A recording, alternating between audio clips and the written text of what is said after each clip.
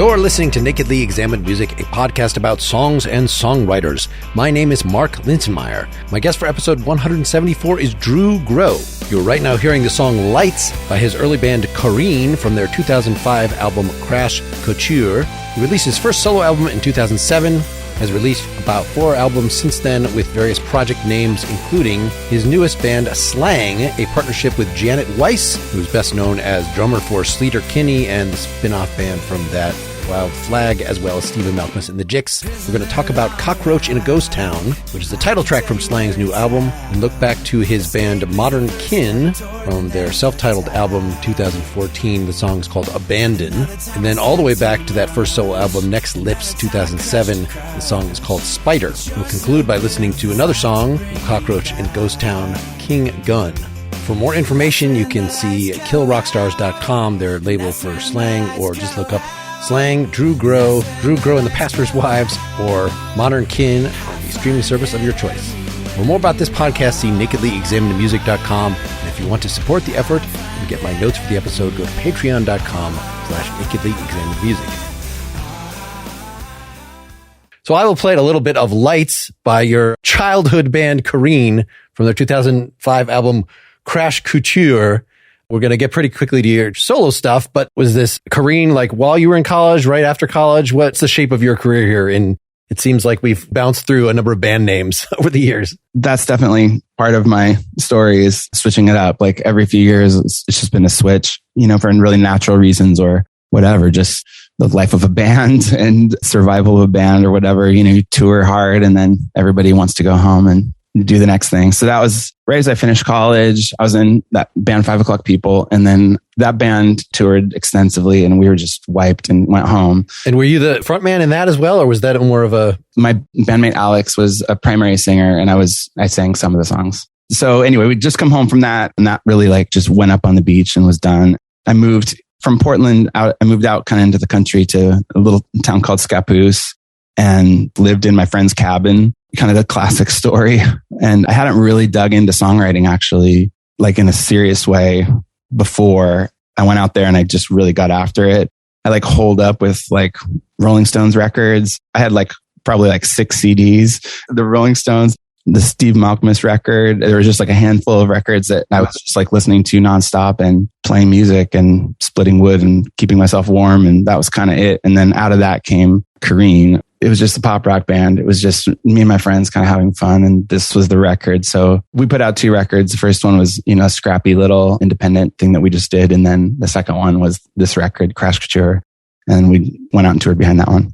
All right. Then by 2007, you got a solo album. 2010, we've got an EP that's just you and your guitar. Then Drew Grow and the Pastor's Wives around the same time, early 2010. Modern Kin, different band name, 2014. We have this jump to what we're about to hear now, Slang, which has a few of the same personalities. Take us up to date. Where are you at with Slang? I mean, why this 8-year gap? Was that band coming together? Was there Modern Kin falling apart? The Pastor's Wives was a 4-piece. And when one of the bandmates wanted to leave and do something else, so the 3 of us kept on, and then we changed the name to Modern Kin and moved forward and just did some things pretty differently. But both of those bandmates that I played in Modern Kin, we'd been playing for 15 years together. And actually, Chris, who plays bass, goes all the way back to the beginning. We were in 5 O'Clock People together. So we'd been playing together forever. So as you can kind of probably guess, the ending of something like that is really challenging and difficult. And for me, it wasn't just about ending a band or whatever. It was about really a change in my perspective and in my life. There's a lot of things changing in my life over this period. And I just needed to do something new and I didn't know what it was. I wanted to make a change and I just kind of had to wait for it to happen. Sometimes you just got to go out in the wilderness, and just scuffle around until things start coming together and you start finding some things. So that's how it was between Modern Kin and Slang. Was this also age-wise? I recall, there's a definite difference in coming out of college, we're trying to make it. And that sort of dream maybe lasts until you're 28 or, it depends when those projects fall apart. But for me, it was around turning 30 or whatever, and I moved somewhere else. And then it's okay, I still want to do music, but, I'm not going to be on MTV. It's reevaluating what the whole thing is for. Definitely it was a life change. Being in a band has that Peter Pan thing where it's just you're just putting off any kind of growth and maturity just to kind of like have fun and be on the road and all that. And that's really what like Kareen was, and then heading into Pastors' Wives and all of that.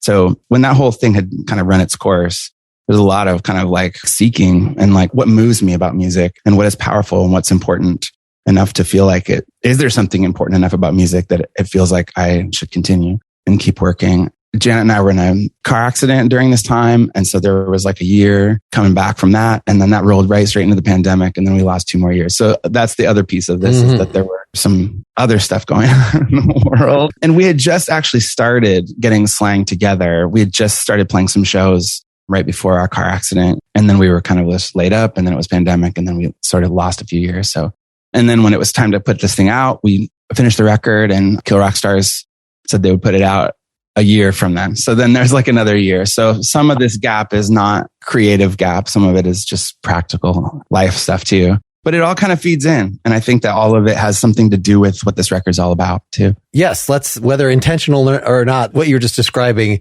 sounds like a thematic introduction for Cockroach in a Ghost Town, the song we're going to play off that. Can you say just a few words about it, and then we'll hear it, and then we'll talk in more in detail? You know, the song is about the end, kind of like there's a lot of things on this record that are about this, like just endings and all of the things that come with endings, all the different kinds of ways are really important shit in our life ends, and like how do we deal with that? And then that's what this song's about.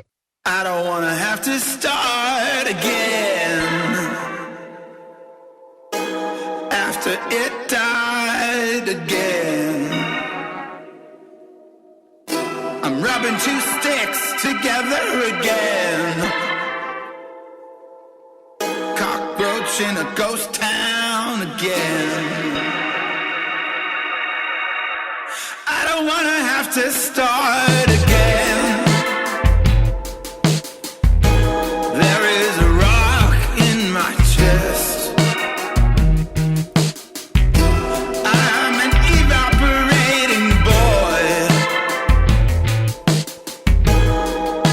a loose rope again. I have dreams about the ending. I don't dream about the end. I have dreams about the ending. I don't dream about the end. A rat becomes a sugar water sucker. The ancient creature, a clicker of the button. Bored and alone. I guess I'll push it again. I have dreams about the ending, but I don't dream about the end.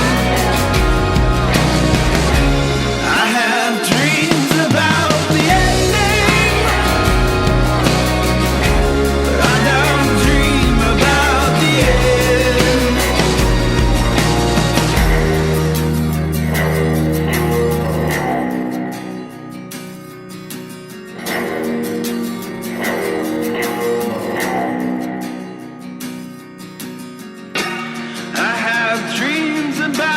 I have dreams about the ending, but I don't dream about the end. I have dreams about the ending, but I don't dream about the end. I have dreams about the ending, but I don't dream about the end. I have dreams about the ending, but I don't dream about the end. What's the sound of an unplugged clock? I got a foot on land and one in another dimension. Oh, there's nothing I haven't tried. pick a horse. Pick a horse. Hey.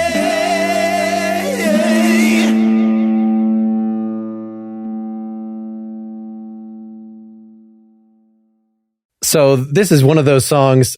One of my favorite bands in college was XTC, and like Senses Working Overtime, that has a super catchy chorus, but the verse, like, what is this verse? In here, you've got a lot of kind of little creeping, let's just creep up a half step, just a funny chord progression for the verses. Can you say a little about how this song came together? Janet threw this show for a couple of years. It's a New Year's show.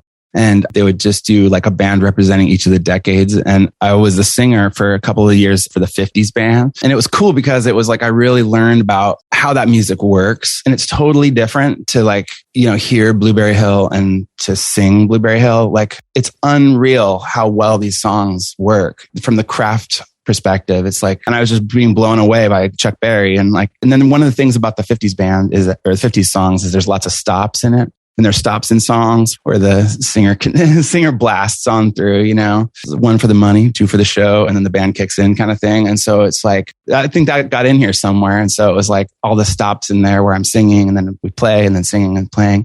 So there's like a funny 50s element I feel when I'm singing this song. But also this whole record, I was listening so much to Ziggy Stardust during this time. And so to me, it was like that kind of strumminess of the chorus was that real straightforward acoustic kind of thing in the middle of something that we could deconstruct and make it more artful and surprising. One of the things I'm always trying to do in music is to make it surprising to myself. It's a simple chord progression and just shifting between the first half and the second half of the chord progression as though it's moving up and down a half step gave me like such a sense of surprise and interest singing wise, like what I could do with the melody as it moves from the one that seems like it's down to the one that's up. But it's also kind of disorienting, and that's part of it too. So was this one that started in the writing with the disorienting part, or started with the massive epic arena chorus here? It started with the verses. I find that verses are where I kind of search and like, what's it all about? Like, where am I going? What am I feeling? I'm like, whatever. And then I kind of allow them to kind of lead me to the conclusion. I rarely have a chorus first. It does happen, but this was one where I felt like because of the disorienting nature of the verses that the chorus needed to arrive in a big way, in a super clear way. Now, do these get written all as, having heard your EP where you're just you and your guitar, do these get written that they are playable in that format? And then you choose this weird palette that you have in the verses here, which it sounds like those are the creatures that inhabit this planet. So you're thinking those are more production decisions. The song can persist without that. Yeah. Most of the songs that I've written have been ones that I wanted to be able to present in a way that could just be me and my guitar. This is the most collaborative record that I've ever been a part of, although other ones have had lots of collaboration too. But this one was very tight with Janet and I, and she's just an amazing ear. I would come in and I'd kind of play in the songs, and, in some kind of rough demo form.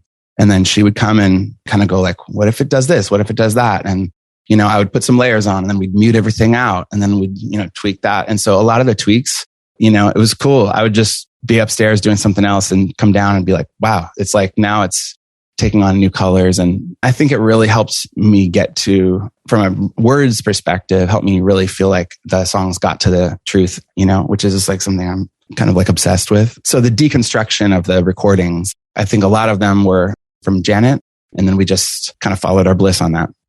It starts out in a more straightforward way, or can be played in a more straightforward way. And then we just went from there and went after it.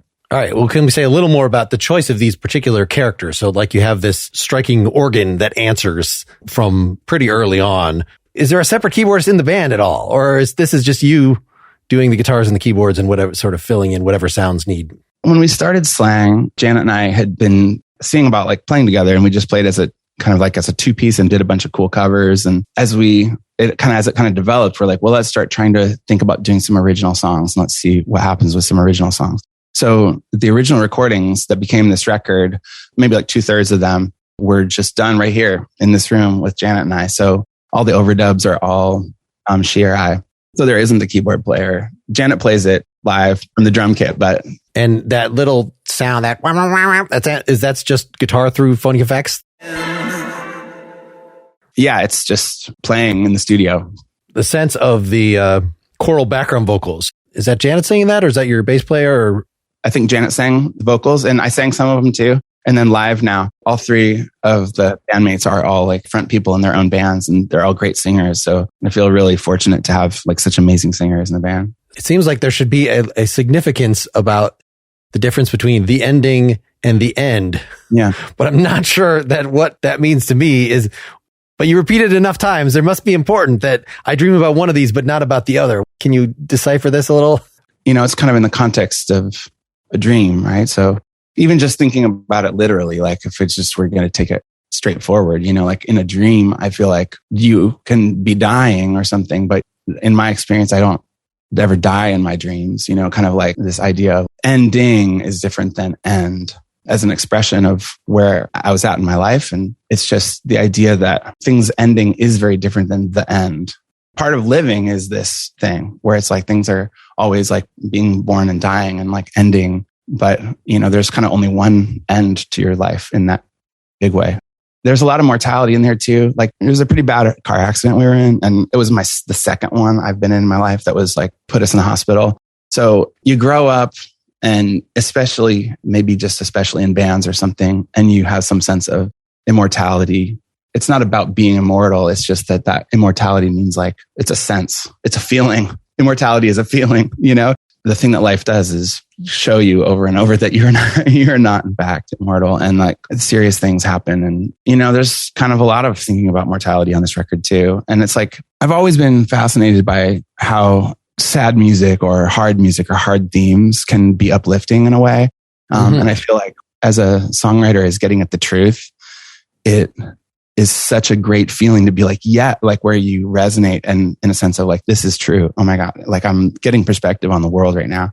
And so like, to me, a lot of these songs maybe are on some hard, darker themes, but it feels very uplifting because they're like eureka kind of moments and epiphanies about how not to die, but how to live and how to find what you love and find what's worth living. So I think I know the answer to this one already, but so you've got a very vivid metaphor here with the cockroach in Ghost Town, and you could set that up like, even though it is a metaphor for something, the ending and the end in real life, but then let the metaphor do some of the work of like, well, what am I going to say in the next verse? Well, what is this character in a post-apocalyptic wasteland or something doing? As opposed to, no, I'm sitting with an emotional state. And so I can come up with a new metaphor for every verse. And they don't even have to necessarily match as long as they sort of sonically sound similar enough. It's more a self-reading through dream imagery as opposed to, now I'm in the dream. What happens next in the dream, and using narrative logic? Is it all narrative logic or is it all personal reported? I was listening back to that Next Slips record, which I guess we'll talk about in a little bit. But I mean, my subconscious is like trying to get at something. The story is the through line. The story is like the thing behind the thing. And so like, it's like I'm flipping tarot cards or something, and like the thing that's being gathered is the whole that kind of rises out of that. Okay. The second verse cannot be a linear narrative story from the first verse necessarily. As you take the images in, right? It's thinking about poetry. It's like, what's the relationship between one line and the next line of a poem kind of thing? And sometimes they can be related and sometimes they can be unrelated. By the time we get to this last bridge, I don't know. What's the sound of an unplugged clock? I got a foot on land and went in another dimension. Oh, there's nothing I haven't tried. I got to pick a horse. Like that doesn't sound like it comes thematically. Like that could have been attached to a whole different thing. It is reflecting the same inner truth and, the struggle that you're trying to express with the song, but it doesn't sound particularly post-apocalyptic, for instance, as the rest of the imagery. Maybe the imagery is kind of out there and the last verse, it kind of comes home more. And then the scene goes to the person singing, the character of the person singing. I got a foot on land and went in another dimension. There's nothing I ever tried. I got to pick a horse. You wake up in the morning and all this stuff is over and it's a wasteland. And then how do you start putting one foot in front of the other? Although it's interesting then that you're still using, even though pick a horse is barely a metaphor, it's just an expression, but it's still technically a metaphorical expression as opposed to like, no, now we're getting real. I'm just going to state, I have to make a choice. I mean, I guess something that bald wouldn't sound poetic enough. I don't know, in the context. On some level, it's, how would Drew say it? That's just what I said. If I would have thought I got to make a choice, maybe that would be what the ending was. But like the thing, I got to pick a horse, On some level, there's like a million options in front of you and none of them look good, but you just got to pick a horse, Well, let's get the second song out there. This is another one. So Abandoned from Modern Kin, 2014, the self-titled, the eponymous album. This is the opening track. really just struck me as like profoundly strange. I saw on your Bandcamp, you said this is sort of your David Byrne track. And I could see like, okay, yeah, the talking, I could see some of that. Can you say a few words about how this one was put together before we hear it? And then we'll talk more in detail. If the Slang record, I was listening to Ziggy Stardust, then on that Modern Kin record, it was Remain in Light. That was what was surprising and fun and interesting to me, was this kind of stream of consciousness. Again, it's just like, how does that kind of like all fit together? And then how do you attach things that are a stream of consciousness and seemingly unrelated? How do you kind of focus them through the prism of the chorus? And that's what this was too.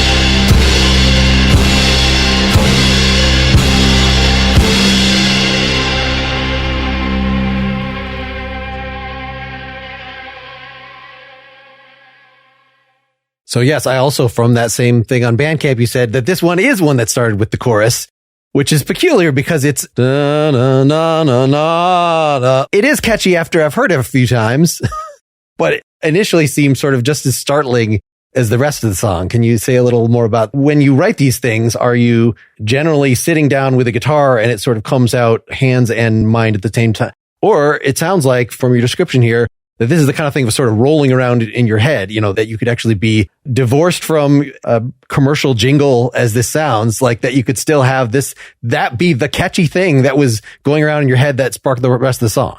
I love hearing your perspective. That doesn't seem strange to me at all, but I can't hear it from the outside. So I don't know. I'm interested in like bending expectations and bending norms where it's a acoustic guitar and a bass and drums and a singer. We've all heard this, right? It's not blips and blops. We're not inventing anything new in terms of tones or sounds on that record. I mean, it's like you sit down with your acoustic guitar and you play a G chord or whatever it is, and it already means something to everyone. Just the sound of that chord. You strum an A minor, like that's a thing. You strum a D, that's a thing. And so I want to use those norms and the way that those things feel to carry the words across when those norms are related to what I'm trying to say. And that when I'm trying to say something that's new, I want it to not ring anybody's bells, like in that sense. Like I want people to feel like, wait, what? And then the words and the music might surprise them in the same way and allow them to feel something new. Well, and you do that with tones. I mean, even though, yes, okay, I can hear there's guitar, bass, and drums, but it's like 3 layers of guitar, and you have, set up a wall of sound, and then we're going in the next section, like going about 30 seconds in, the bass jumps out. You change the wall of sound to a different texture so that you can then bring back the first one. And so you've got these changes that don't rely, that distract people from maybe I'm just playing D, A, and G, but the tones speak louder than the chords in that case. In the case of this song, I'm playing an acoustic guitar, but I made this tuning of a guitar that I just call the Sea Monster, which I guess I invented it for me. I find that I just find in life that I do this all the time as I'm constantly reinventing something that somebody else already invented. It's like Velvet Underground already did this where everything is all one note. It's like octaves of the same note. So tuning the bottom E down to a C. So all my guitars are already tuned down to C. I could just playing for my voice. It already works like that. And then this particular one, the Sea Monster, was like, it's all C's. So it's like 3 different octaves of C. And so then like the slide is just moving on that. It's really fun to play. It's like really powerful. And like when the acoustic plays a melody, it's like 6 strings playing the melody. It's really kind of like, and then I played it through this super reverb Fender amp with, tons of make it really loud and everything like that. So that was kind of the hint behind that. So there isn't a strumming the G chord on that song, but the slide guitars that you hear and the acoustic, even the strumming is all just like, you can play just like a couple of strings and like move them around while the other ones are droning and allow that to be part of the harmony of your singing or to change the feel of whether there's a chord change, that kind of stuff. Once you get a slide out, then you're not even playing a guitar anymore. It's as far as that it's a stringed instrument now. So is there actual cello on this that answering under the ooh, like that's Crisp's upright bass and she bow. Okay. Yeah. And then it sounded like though there was a high string on the other speaker that was going with that, like a violin or something. But that's also just her playing a couple octaves up, maybe? Yeah, I think that was just a slide guitar. Okay, all right. That was kind of like one of my things at that time I was interested in. It was like, like in traditional Irish music or in like whatever, lots of folk traditions around the world where like everything plays the same melody. Every single instrument is playing the same melody at the same time kind of thing. And like I was just kind of interested in that. The first time that happens, you just have the strings. And then you introduce okay, we're going to sing over this later in the live version of this, because you got a live album that, at the end where the oohs that you end up harmonizing against your bandmates to just like, if we're going to do it 4 times, then the last 2 times I got to jump up to a higher thing to just make there be a reason for it to continue this long. Yeah, just a variation. And What about this whole, I wrote Teenage Wasteland like sequenced keyboard that, starts off the whole song. Like, what are you using Ableton on stage or something? Or that probably wasn't even in the live version, I believe.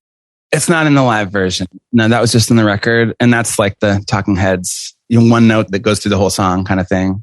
You don't even need a click track. Well, it's not really on the rhythm, but it's something that's up there. Also, a lot of that band is heavy and kind of low and kind of growly, and there was just room up there to put some like shimmer on top. I was just in love with the Talking Heads at that point, and we were like, let's just put that on there. I think Janet actually produced that record, and so I think that actually was one of her ideas. Was like, you're loving Talking Heads so much, let's try this keyboard idea. So is she maybe responsible for that particular choice of vocal reverb, or is this something that seems to be, one of the things that makes your singing in Korean sound like it's not the same person? That it's, I don't know, I think White Stripes but it's back to like Screamin' Jay Hawkins or, other folks like that, are doing some kind of blues based thing, but like, let's just wreck our voices as much as we can, push it beyond its natural limits.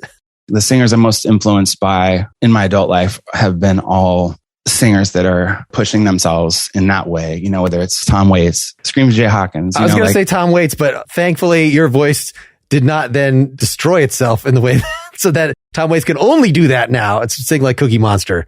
The other thing about him though is like, I think just song to song, like the way that he would take on characters. And even though they were all sort of in the same thing, some are very singing and some are just barking only and all of that. And like, yeah, I mean, I think at this point, like I was listening to so much Tom Waits and Nick Cave too, like those Grinder Man records, the stream of consciousness, imagery and stuff was really influenced by Nick Cave too. And at that time too. And that's ongoing. But I think you're right.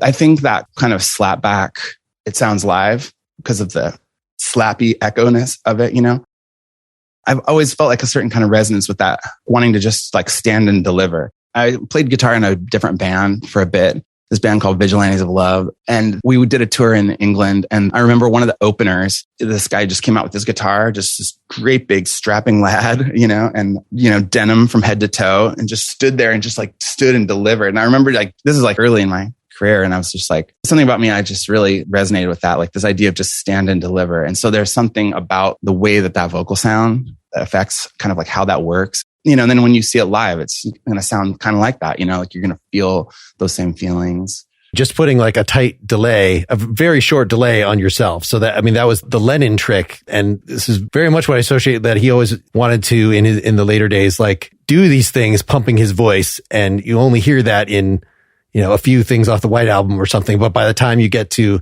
his first solo albums, then like, oh, I've been unleashed in terms of like how nasty, how growly that I can be. He was just in love with 50s rock and roll. That record, the Rise Rock and Roll record, like after the Beatles was over and everything, it's like he was just going back. He's like, that's what I loved. And I went back to what I loved. And I think that vocal effect is related. I haven't noticed if there was anything in your catalog that approaches the sort of cold turkey, just wailing.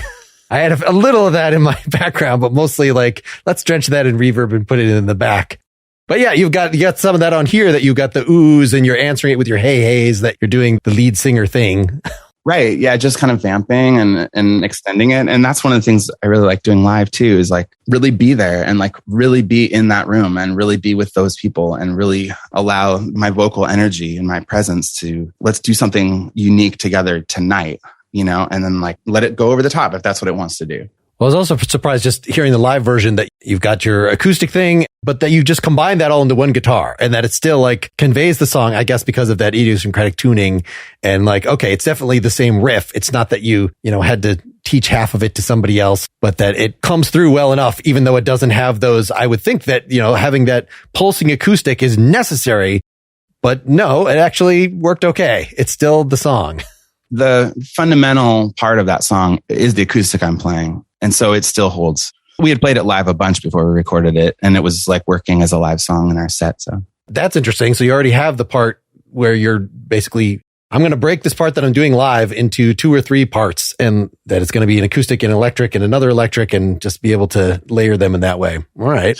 Everything's following the same swell. Like they're all kind of moving together. So it was pretty seamless. Before we talk about the next song, let's get to our sponsor messages. I want to tell you, as often happens, about Masterclass. Masterclass is essentially a streaming service. It's got hundreds of video lessons from more than 100 of today's most brilliant minds, and you can stream that via iOS, Android, desktop, Apple TV, Amazon Fire TV, or Roku. And it's not like those other streaming services, a bunch of crappy reality shows or dramas that will bore you with their drama. This is your idols. Now, I don't know who your idols are exactly, but I bet there's somebody on here. For me, it is Steve Martin. It is Danny Elfman. It is Cornel West. This is David Sedaris. There are many musicians, writers, creative people of all types. You could delve deeply into a particular class, or you could skate around and try things here or there.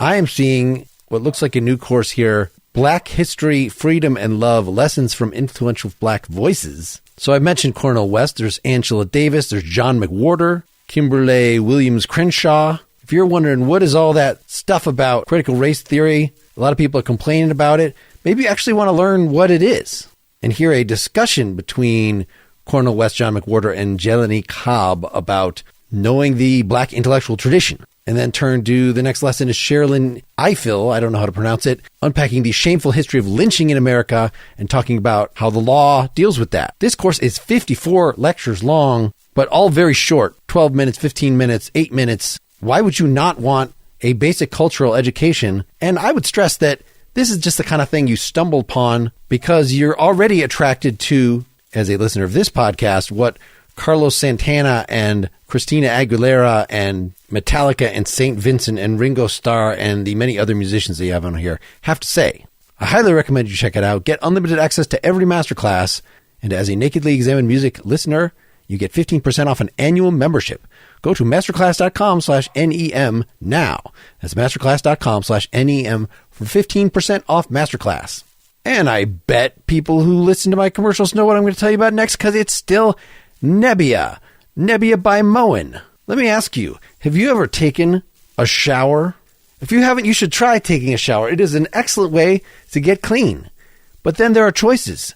Do you just go with the crappy shower that they've put in your house? No, that is a terrible choice. Because why? Because it does not make you feel like you're in a luxury spa, and it wastes a lot of water. Well, the folks at Nebbia are passionate, filled with passion about the shower experience, and they've used their considerable technical know-how through their years working with Apple, Tesla, NASA to create the Nebbia by Moen Quattro.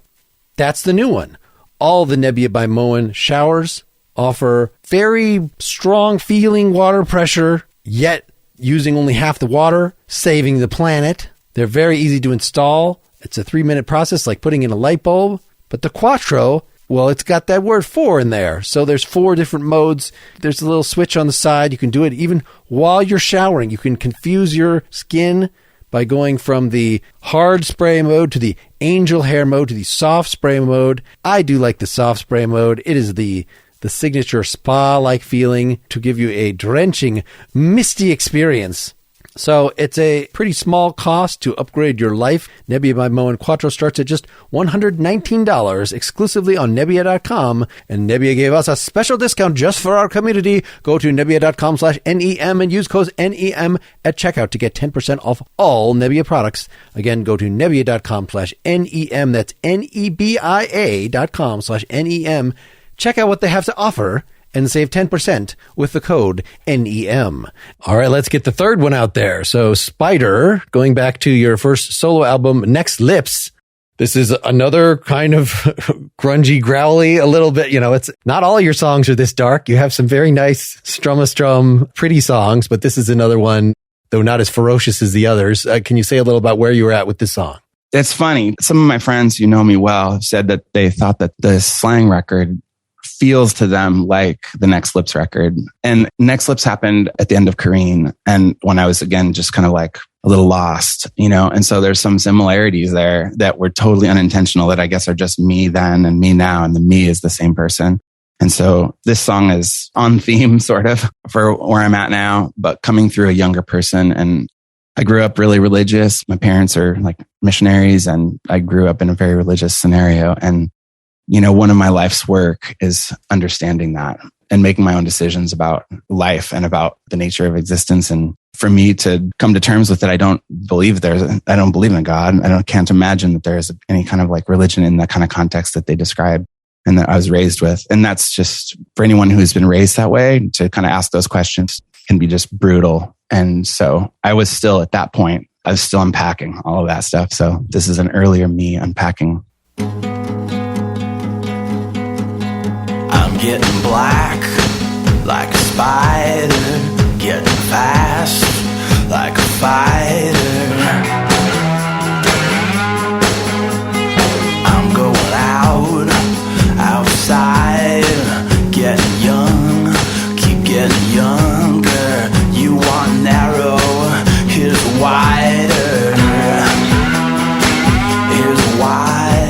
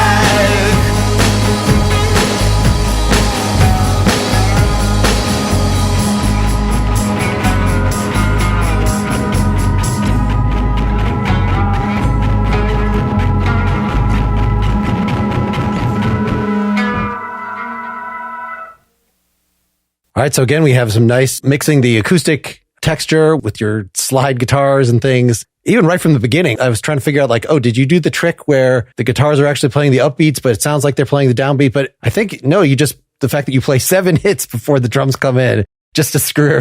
One got chopped off in the mixing or was that intentional from the start? Do you remember? I don't remember exactly. All right. This is a long time ago. I don't blame you about that. But yeah, I mentioned thematically what you were just talking about, like abandoned, pastors' wives. You got things that you put right in the theme of the way you're presenting your work, that these religious themes are part of your psychological makeup, that, even if you don't explicitly believe in it, you're talking in this song about being redeemed, going back to being clean, some sort of washing in the water kind of thing. And abandoned, is clearly has that as if we're abandoned by God, as if this existential kind of take. Continue. This is so interesting for me. Tell me more how this works insofar as you recall in writing this as a poem. I'm getting black like a spider. I'm, here and wanting to be just sort of narrating your suffering or something like that. Well, I think it's, one of those like Tom Waits things that I remember from an interview. He talked about the different kinds of songs. And one of the kinds of songs he described is like a braggadocio sort of, this song's like, I look good without a shirt, like putting himself out there in this way that's bragging. And that's like one of his styles of songs. And so like, I think as songwriters, we're thinking about forms and how to take on different kinds of forms. And I think that's one that sort of resonated with me. There's something innately false about bragging, but it's a way that you can kind of express aspects of who you are. And I think that like in this case, this character singing this, this spider, it's like there's some of it is just like, I'm getting young, keep getting younger. I mean, obviously it's not literal, but there's a sense of like the choruses take me back in a relationship sense. It's someone who has lost their person and they're saying, take me back. And like the verses are saying, I'm good. I'm going to be better than ever kind of thing, and the chorus is kind of saying like, okay, actually I'm super desperate and take me back, kind of thing. And whether it's to take me back to a person or take me back in a sense of like time or to a nature of existence, that would be relief to the current. That's all these things are kind of true. Yeah. It's interesting. You mentioned the character of braggadocious, and I wasn't necessarily reading this getting young. You want narrow, here's wider, but that goes with the sort of pushing of the voice. It's hard to have a really vulnerable voice in rock and roll. Of course, a lot of people do, but insofar as they do, they're not doing rock and roll, right? Rock and roll is about milking it. And even if I'm saying something depressing, like, well, I can do it in an evil way, or I could, you can sort of lay something on so that it is performable, as opposed to, I always pull Syd Barrett out of my catalog of somebody that by the point of his solo work was not doing that at all. And it's kind of, there's at least got to be some crooning. You could be Nick Drake, you could be all smooth, but you're using vibrato, you're using something. So it's still a performance. I mean, are you sort of going between characters here or do you feel even the Take Me Back, you're not being your most vulnerable, that you're still performing, I mean, the whole thing feels vulnerable to me. It's the point where it's like, I'm almost uncomfortable going back to it because it's so raw. Vulnerability to me is not about your tone of voice. It's about what you're saying. I feel very comfortable using all sorts of kind of voice to allow people in. And I recognize that certain kinds of tones of voice pushes people away, but that's part of the tension of the thing. There's couples that just scream at each other all the time and they love each other and their tone of voice isn't off-putting to each other. And I don't think a lot of people would like that very much. But what you're doing when you're singing or when you're performing, I feel like is you're presenting what occurs to you, like who you are. And I think that it's not by design or something. I don't have a record full of blues licks because I can't play blues licks. I'm not that kind of lead guitar player, but my singing voice, I'm finding some things I can kind of do. And then how do I use that in the context to try to tell the truth and try to present this thing like in a way that feels true to me? Well, there's also, besides the tone of voice, the engineering that I think Steve Kilby that I was talking to recently from the church was talking about, just the shouting thing that you're saying, like that does create a distance. It's a performance. It's an opera. It's something. Whereas what this whole song, even in the braggadocious parts, is pretty tight mic'd. And like there's an intimacy that is brought on right there that if I'm going to be mean, I'm going to really slice the knife in. And if I'm going to be vulnerable, it's going to really, you're going to see that and you can do both. So you're very much on display here in a way that in Abandon, that's not the persona. That is more, I'm standing a foot from the mic because I need to gesticulate with my arms and, whatever David Byrne does when he's doing that. I actually didn't remember that Spider was so close, was so intimate sounding. That's interesting you mentioned that. Like I noticed it too. It's like it feels really close, and I'm kind of singing in both the octaves, the lower octave and the higher octave. And I didn't remember that too about it. And yeah, it's interesting, like going back and trying to remember what did I do and why did I do that at that time? Do you remember about the choice of, so like I thought maybe, it actually says fuzz bass in your Bandcamp, and even the drums, like the way that they're engineered has that sort of Tom Waits, like, don't just make it sound like a shiny kit that could be in a Van Halen song. It's like, make it sound a little nasty. And the drummer on that at that time is a dear friend, Jeremiah Hayden, and he and I both just love Tom Waits. And in fact, the reason why it sounds like Tom Waits is because we mixed at Prairie Sun where Tom Waits did those Bone Machine and Mule Variations. So like we reamped instruments into the room where he was recording. So like this is like, it's literal. Like we just went there and it was just like our Mecca, like we were like, oh my God, we made it. And we spent a week there with those guys and mixed it there. All right. I want to insert a clip here where you go through this parade of odd chords to leave the key and then eventually come back here. Just take me back. Just take me back. Take me back. Just take me back.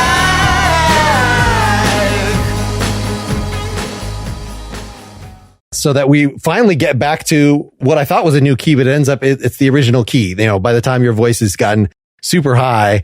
The modulations and how to get back is, one of the skills of songwriting. If you want to hear some crazy modulations, just, listen to all those singer-songwriters in the 70s, like, listen to a Carpenter's record. Like, it's just the way that was happening at that, it's like, listen to Jackson Browne. It's like, I've always been kind of interested in that. Again, it's like about surprise for me. There's a little bit of like tension of what I'm singing about is like added to by this tension of, can this song possibly land? Where is it going to land? Like kind of thing. And then when it comes right back and you're just home again, you're sitting down again and you're back where you were. I love that. I love the way that modulations can work and come back. And when it does it well, I get excited kind of like as I'm kind of working on it and I can feel it kind of happening. Even in the moment when I'm writing it, I'm just like, okay, it's this, it's that, it's this, it's that. It's that. And I like feel it. And it gives me a real sense of the song had the arc that I was hoping. And I wasn't listening for this specifically in your later stuff, but this seems like a tool that you do not use very commonly. My way of using it is a little bit different now. I create like that pull away and return now in a way that's less craftily done or less clever or something. There's something about, and when I was younger, I didn't get to have a good sense about how that cleverness would come off. And I think just as I get older, it feels less true for me to be more clever and I want it to be simpler. So there are still modulations, but it's not as ornate or something. Well, at least this one sort of is all within a section. It's not then that you like, let's have another chorus in the other key and have it exist there for a while, which is a sure way to get your bandmates to hate you. Like, I knew how to play the song and now you want me to play the whole thing in a slightly different key. Like, okay. Even at that time, I was beginning kind of going down this road where I kind of wanted to make music that we described in the band as just kind of being dumb. And by that, what we meant was not dumb, like in a derogatory sense. Not Steely Dan, not ninth chords, not just something primitive. We're a bunch of white kids from the suburbs and like whatever, but like I had grown up enough around gospel that like I real like pulse in my gut for what simplicity and repetition can do and all of that. And as I got older and I got out of the heavy handedness of all of that. And then, I continue to be just really turned on by like Howlin' Wolf, Smokestack Lightning. Like it's just the whole song,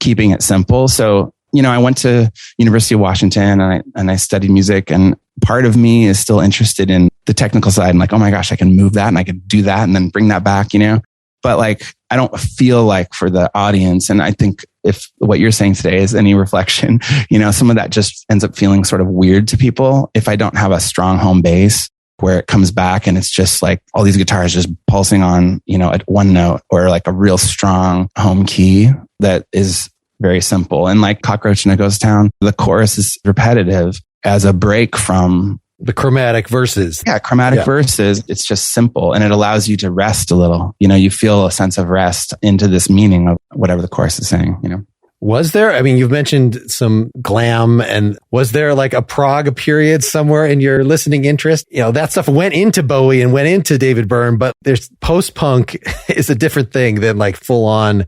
Is there a symphony somewhere in your back catalog? I never connected with music that seems to me to be look what I can do kind of music, where it's like, whether it's guitar solos or whether it's like crazy, you know, like you mentioned Steely Dan or something, like it's neat. I'm interested in like, what are we talking about right now? You know? And so to me, I just want it to be a little more personal and less pushed back in the context of, I was never a Rush fan. And I understand now as I get older, like what that's all doing. And that's totally communicating. I understand it now, but for that kind of younger person kind of reason, I never got into it. So I was interested in symphony. You know, I was interested in 17th century art music and learning, you know, what the symphony can do and what those instruments can do. And over the years, I've had the privilege to be able to write some arrangements for people for songs and for my own bands for songs, whether string quartets or whatever, but nothing proggy, I don't think. Yeah. Sort of as a final thing before we introduce the last song. I mean, how does this work in your, we've talked about the sort of the breaks and things, but like, are you holding down a day job through all this? Like, are you balancing the production work versus your own stuff versus the other things you're doing in the music world and otherwise hustling to get by?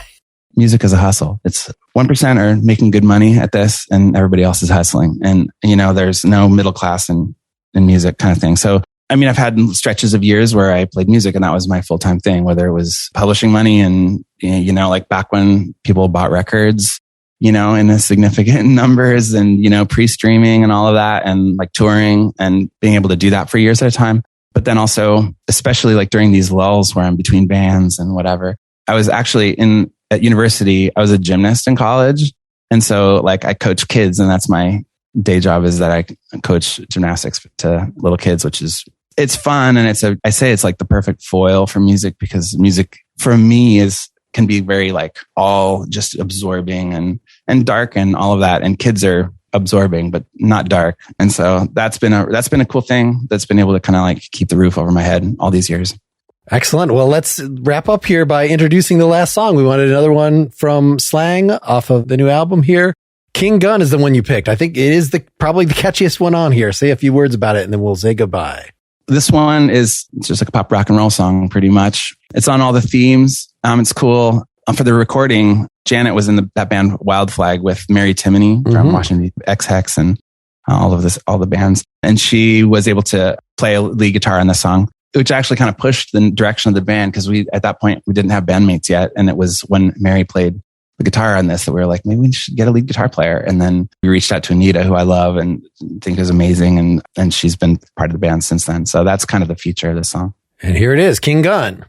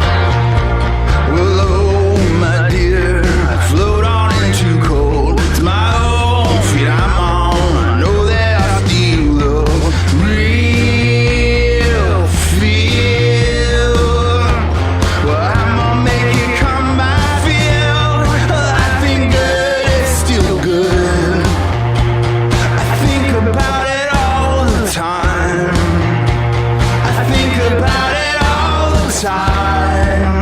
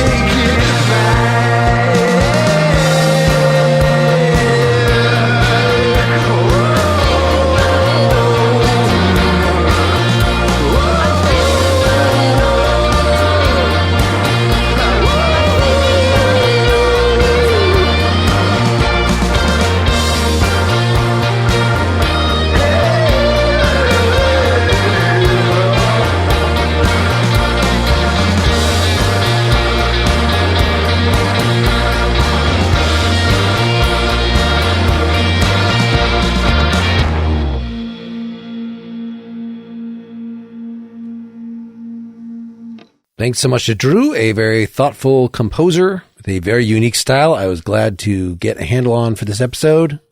You can find all of Drew's albums, whether by Slang or Drew Grow and the Pastor's Wives or Drew Grow on Bandcamp, though of the 3 artists named Kareen there, his was not one of them.